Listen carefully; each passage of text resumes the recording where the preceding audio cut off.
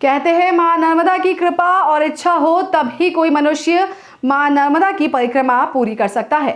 एक दिन ऐसी ही कृपा हुई देवास जिले के प्रसिद्ध क्रिमिनल लॉयर श्री दीपक नाइक पर और वे अपने 2 साथियों को साथ लेकर निकल पड़े मां नर्मदा की पैदल परिक्रमा की और लगभग 3500 किलोमीटर की परिक्रमा 81 दिनों में पूर्ण कर वे अपने घर पहुंचे। इस अवसर पर सत्याग्रह न्यूज मध्य प्रदेश चैनल के संपादक मनोज जुनेजा ने श्री नाइक से इस यात्रा के विषय में विस्तार से चर्चा की। आइए सुनते हैं उन्होंने अपनी यात्रा के विषय में क्या कहा। नमस्कार, आप देख रहे हैं सत्याग्रह न्यूज मध्य प्रदेश चैनल।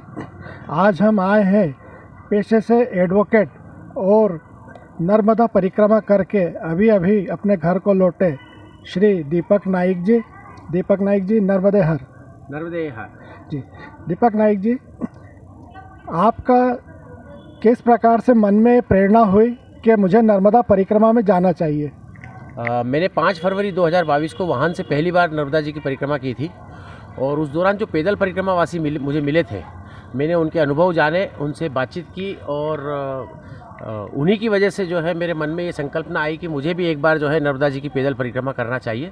इसीलिए मैंने 5 अक्टूबर दशहरे के दिन से नर्मदा परिक्रमा ओंकारेश्वर से शुरू की थी। जब आपने नर्मदा परिक्रमा शुरू की थी तो आप पहले दिन कितने किलोमीटर चले और बाद में यात्रा किस तरह से और बढ़ती गई, थोड़ा हमें बताएं। सबसे पहले दिन तो मन में एक उत्साह था कि नर्मदा जी की परिक्रमा के लिए मैं निकला हूँ और जीवन में कभी पैदल नहीं चला, लेकिन उस दौरान पहले दिन में जो है 14 किलोमीटर ओंकारेश्वर से मोरटक्का तक पैदल चला था और उसके बाद में वो यात्रा जो है आगे धीरे धीरे बढ़ती गई और कभी 20 किलोमीटर, कभी 22 किलोमीटर, कभी 35 किलोमीटर और अंत में तो 40, 42, 45 किलोमीटर तक भी होती हुई मैं अमरकंटक पहुँचा हूँ। कितने दिन में आपने यात्रा पूरी की? वैसे तो मेरा ये 90 दिन का इसमें मेरा टारगेट था कि 90 दिन में मैं माँ नर्मदा जी की परिक्रमा पूरी करूँगा, पर ईश्वर की मर्जी से और माँ नर्मदा जी की कृपा से ये मैंने 81-82 दिन में मैंने यात्रा पूरी की है। आपने यात्रा की, हमने आपके वीडियोस भी देखे लगातार, जो आपका चैनल है उस पर, तो हमने देखा कि कई जगह पे कुछ बारिश हो गई, बाधाएं कुछ आई, कहीं कहीं पे बहुत आनंदित भी हुए हम देख के वीडियो को। थोड़ा आप अपने अनुभव बताएं। देखिए, ऐसा है कि नर्मदा जी की परिक्रमा में आनंद ही आनंद है और अगर आप देखेंगे कि अनुभव की जहाँ तक हम बात करें तो जो व्यक्ति अपने घर से जिस विचार को लेकर के चलता है उसे उसी तरह के अनुभव प्राप्त होते हैं और परिक्रमावासियों के अपने अपने अनुभव हैं, मेरे भी अपने अनुभव अलग हैं और ये बहुत विस्तृत विषय हो सकता है अनुभव का लेकर, क्योंकि हर जगह पर जाकर के हर दिन का अपना एक नया अनुभव है और मैया जी की कृपा है कि वो आपको सारी विघ्न बाधाओं से दूर रखती है। मैंने तीनों मौसम, गर्मी भी, बारिश भी और ठंड भी, इन तीनों मौसमों का आनंद जो है नर्मदा जी के किनारे पर लिया है और निश्चित रूप से ये बहुत आनंददायक, प्रेरणादायक और आध्यात्मिक यात्रा है नर्मदा जी की। जब आप यात्रा कर रहे थे तो हमने आपके वीडियोस में देखा था आपके साथ श्वान चलते थे आगे आगे, जो रास्ता भटक जाते हैं जो लोग, शायद आपने बताया था, उन लोगों को रास्ता दिखाते हैं और साथ ही जो नर्मदा परिक्रमा करते हैं जो परिक्रमावासी, उनके साथ भी चलते हैं। थोड़ा उसके बारे में बताएं। देखिए, मैंने नर्मदा जी की यात्रा करने के पूर्व कुछ यूट्यूबर्स के जिन्होंने नर्मदा परिक्रमा की है उनके मैंने वीडियो देखे थे, उसमें भी मैंने देखा था कि कई जगह जो है उनको श्वान मिले हैं। तो जब मैंने उनके विषय में पूछा लोगों से कि ऐसा क्यों होता है, तो उनका ऐसा कहना है कि जब आप रास्तों में, जंगलों में जब आप रास्ते भटक जाते हैं, जब किसी न किसी रूप में मैया जी आपके पास रास्ता बताने के लिए भेजती है, तो मेरे साथ भी ये हुआ कि मुझे 3 जगह जो है, लक्कड़कोट के जंगल में और शूलपाणी के झाड़ियों में और एक गुजरात में, 3 जगह जो है मेरे साथ श्वान चले हैं और मुझे लग रहा था कि इनको ये रास्ते सब कैसे पता है और वो निश्चित रूप से एक निर्धारित स्थान तक वो मेरे साथ चले हैं। एक जगह तो श्वान मेरे साथ लगभग 150 किलोमीटर तक श्वान मेरे साथ रहा है और जो मेरे साथ चला है। बाकी आप यात्रा, जब नर्मदा परिक्रमा यात्रा शुरू करते हैं लोग, तो उनको आप क्या मार्गदर्शन देना चाहेंगे, किन किन बातों का ध्यान रखना चाहिए?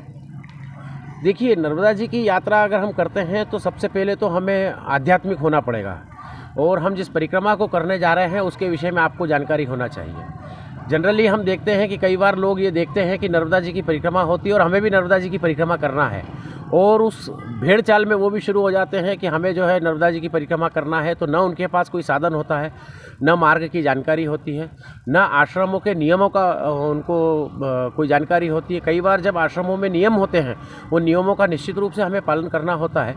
नर्मदा जी की परिक्रमा ये जो यात्रा है, ये भोग की यात्रा नहीं है, ये जो है योग की यात्रा है। और तो आपको जहाँ पर आश्रमों में जो मिलेगा वो आपको वो भोजन प्राप्त करना पड़ेगा। आपको आध्यात्म से जुड़ के जो है हमारी संस्कृति को पहचानना होगा। नर्मदा जी के किनारे पर बसने वाले लोग, उनका मान सम्मान करना पड़ेगा। नर्मदा जी में हम गंदगी ना करें, इसका संकल्प लेना पड़ेगा। और चूँकि हम आश्रमों में जो अन्न खाते हैं वो निश्चित रूप से दान का अन्न होता है, और दान का अन्न पचाना है तो लोग ये कहते हैं, आश्रमों में संत ये कहते हैं कि दान का अन्न पचाना है तो हमें दो काम करना होंगे, या तो हमें भजन करना होगा या हमें सेवा करना होगी। तो निश्चित रूप से हम जिन आश्रमों में रुकते हैं उन आश्रमों में हमें सेवा करना चाहिए, उन आश्रमों में हमें भजन करना चाहिए, उन आश्रमों की मान मर्यादाओं का हमें ध्यान रखना चाहिए।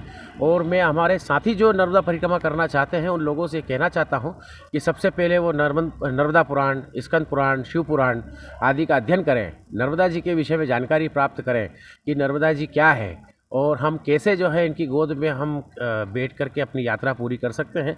तो हमारा ये जानना सबसे महत्वपूर्ण है। उसी के बाद हम नर्मदा जी की यात्रा हमें शुरू करना चाहिए।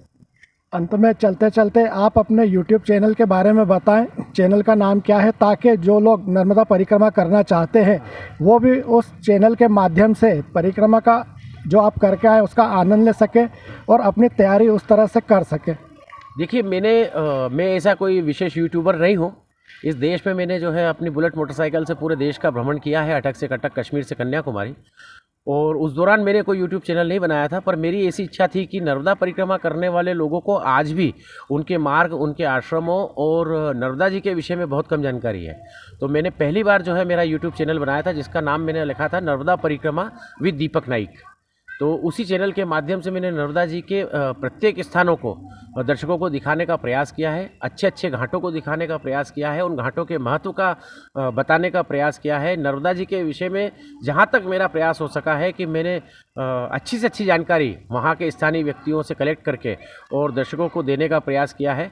यदि कोई व्यक्ति मेरे उन यूट्यूब चैनल पे जो प्रसारित एपिसोड हैं अगर उनको देखता है और उसके माध्यम से नर्मदा परिक्रमा करता है, तो मुझे लगता है कि शायद उसकी नर्मदा परिक्रमा आसान हो सकती है।